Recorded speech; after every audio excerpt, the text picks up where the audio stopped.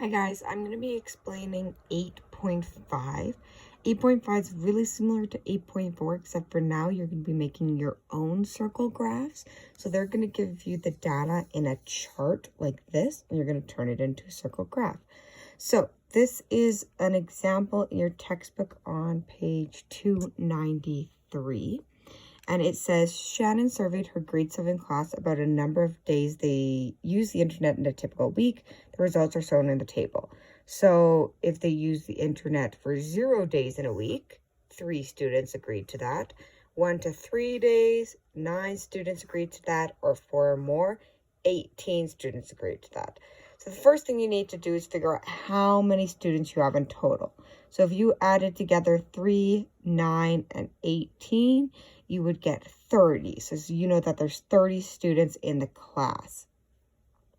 So then they want us to take this number of students and they want us to express it in a different ways. So first they want to find out the percent. So if 3 students say that they don't use the internet, I'm going to go 3 and make a fraction divided by 30 to get 10%. Then I know that that decimal equivalent is 0.10. I'm going to do the same thing for 1 to 3 days. 9 students agreed with that, so I'm going to go 9 divided by the total, which would be my denominator, and get 30%, or 0.30.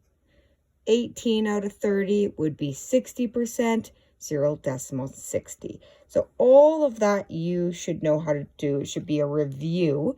But what is new is the central angle. So what's that is telling us is if we were to use a protractor, what angle we would have to divvy up our circle. So we should know that a full circle is 360 degrees. So your protractor only goes to 180, and that's a perfect straight line. So to make a circle, you would need to use your protractor twice, which would be 360 degrees. So to figure out the angle, I take the decimal equivalent and I times it by 360.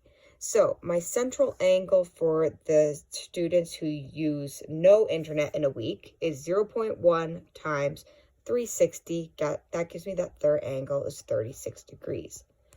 0.3 times 360 is an angle of 108 degrees. So that tells me how many for the people who use the internet 1 to 3 times a week.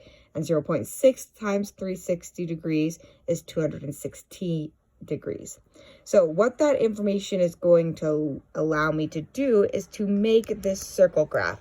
Because if I was to measure this angle of the students who use 0 days, that angle would measure to 36 degrees.